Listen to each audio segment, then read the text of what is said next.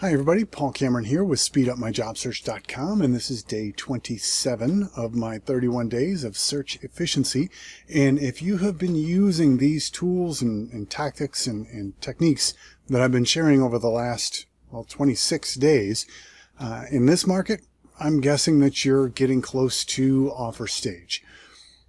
And if that's the case, how are you going to make an objective decision on which company to choose based on what you're looking for without getting caught up in all the emotion?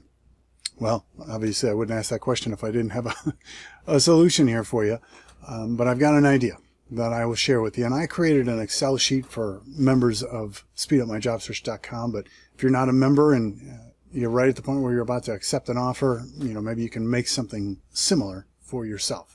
I call it my job offer selection tool, and I'll show you how this works. It's in phase 4, and then under the materials section, and then just scroll down to job offer selection. And then it'll download this Excel sheet for you to use. Now this was inspired by the Olympics of all things. So pretty much whatever I'm doing, I somehow relate it back to job search. And one year I was watching the Olympics, the diving, Olympic diving, and I was fascinated by how they were judged, how the scores were put together for the divers. Because they explained that the divers would turn in the dive first, like on paper, and say, hey, here's what I'm gonna do. And the judges would judge that and give them a score. And then that would be multiplied by the actual execution of each one of those little tricks that they did as they spun around and dove into the water. Cool. Well, what if we did the same thing for the jobs that you were considering? All right, so on this Excel sheet here, I have it set up with all these categories on the left. And these are essentially all the tricks you would do as you're diving into the water, right? This is all of the little attributes about the job that are important to you that you want to write down before you get into the process with them. And if you're already into the process, really stop, separate yourself for a minute.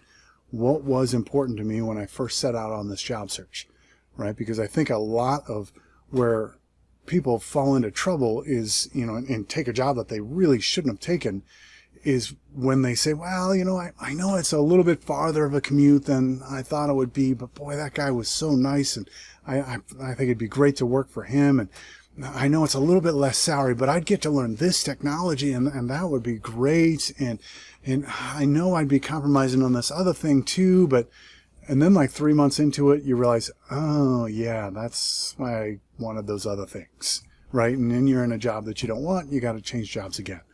Right, so you want to be able to make an objective decision based on the reality of what you need before the emotion gets into the equation. Okay, so over here you're going to pick all the things that are important to you, and then you're going to rank them on a scale of 1 to 3. And I know I've got a 0 here, but if you're picking the things, there really shouldn't be a 0, right? Of the thing that's something that's irrelevant to me completely. Right, so 1 being, boy, it'd be nice if, I could work from home, for example. That'd be nice, but not really a big deal. Some other people, that's going to be a 3, right? Where a 3 is, this is an absolute must. I'm not taking the job if I can't work from home. Other people are like, boy, that sure would be great if they had it, but, it's not a deal breaker. All right, and that's how we rank these 3. So a good job title. A lot of people are like, I don't really care what the title is. Job duties, that's got to be doing what I love doing. Okay, so I filled them all out. Now, we look at the different companies. All right, these are the divers, so to speak. Right, so company A. After your interviews, and you're going to keep updating this as you go with each company, as you go through more interviews and you learn more about them. Good job title. Maybe you don't know the exact job title before your first interview. And then you learn the title, and that's pretty good. Now we're judging the execution of each trick or each attribute. The job duties are excellent. Those job duties are perfect. Work from home, they said 1 day a week, so I'll give that a 1. Corporate culture seems really like a good place. Manager is awesome. Okay, so I filled in the rest here with just random kind of numbers. And you'll notice that this says gold, and as soon as I did that, all the other ones are tied for silver. So as soon as I start putting numbers in here for company B, how's the job title there? That's a great title. Now the rest are bronze. All right, and it's going to be taking these numbers multiplied by these numbers and ranking these companies for you gold, silver, bronze. That way you are giving yourself objective advice on which company is the best fit for you before the emotion took over. Oh, wow, that was so great, and they seem excited, and they were really, that recruiter said, they gotta have an answer by tomorrow, but I was missing that one thing. Should I take it?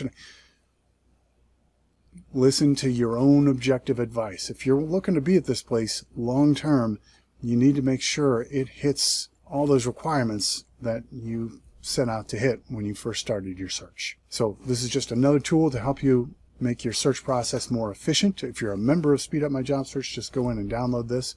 It's included. If you're not, maybe this will spark a good idea for you, or maybe consider joining Speed Up My Job Search. I've got lots and lots of tools that can help you. One of the hardest things about this whole 31 days of search efficiency is I have got dozens of things that I wanted to talk about that I couldn't fit in. I had to pick 31. So there are lots and lots more ideas and tips and tools than just what I'm showing you here. But this one I think is one of the most important. So I hope this is helpful.